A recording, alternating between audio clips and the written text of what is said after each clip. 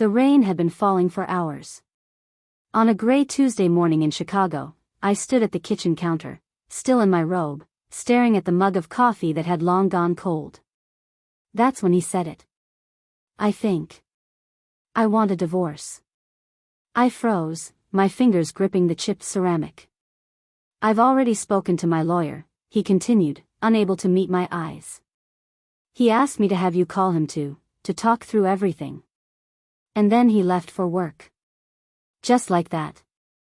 For the next hour, I stood there in silence, listening to the sound of the rain tapping against the window, feeling my life as I knew it slipping through my hands. We'd been married 12 years. I thought we were happy. Sure, life had gotten busy, 2 kids, jobs, bills, but I thought, we loved each other. It took all the strength I had to finally pick up my phone and dial the number he'd left on a sticky note.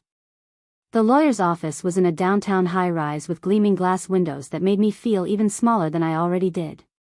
When I walked into the waiting room, a young woman at the desk smiled politely and gestured for me to sit.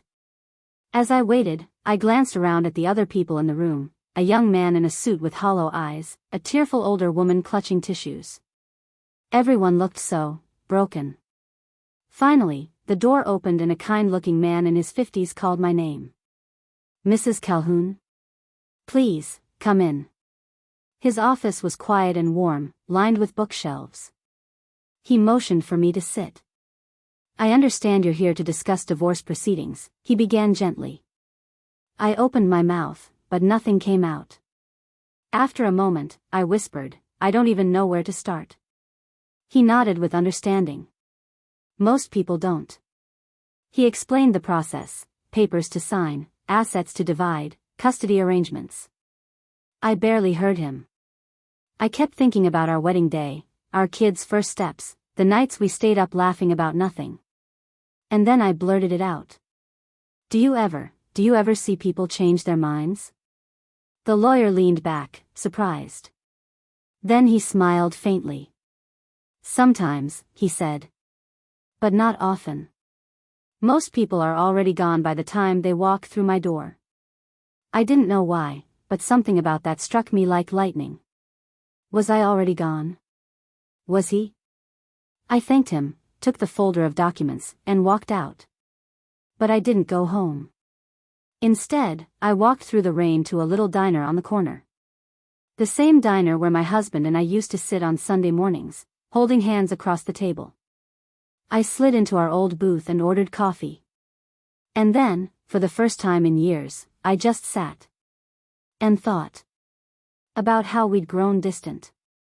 About how I'd stopped asking him how his day was. About how he'd stopped kissing me goodnight. I thought about the woman at the front desk of the lawyer's office. The way she'd smiled so kindly at me even though I was clearly a mess. And I realized something. Maybe love wasn't just something that happened. Maybe it was something you chose, every single day. And maybe, it wasn't too late to choose it again. That night, when he came home, he looked at me warily. I went to the lawyer, I said. He nodded. Good. That's good. But I didn't stop there. I also went to the diner, I added softly. He looked up, confused. Our diner, I said. Something flickered in his eyes. I sat in our booth, I continued, my voice shaking. And I thought about us. About how much we used to love each other. Anne. I just need to ask you something. He stood there, silent. Are you already gone? I asked, tears streaming down my cheeks. He stared at me for what felt like forever.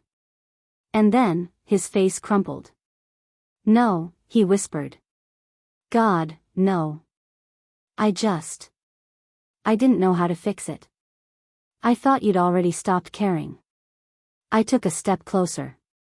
I never stopped caring, I said. And for the first time in years, he reached for my hand. We didn't fix everything overnight.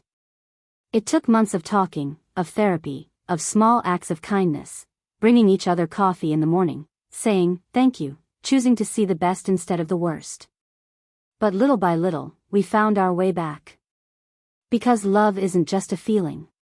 It's a choice. And every day, we chose each other. So if you ever find yourself standing in the rain, feeling like your world is falling apart, remember this.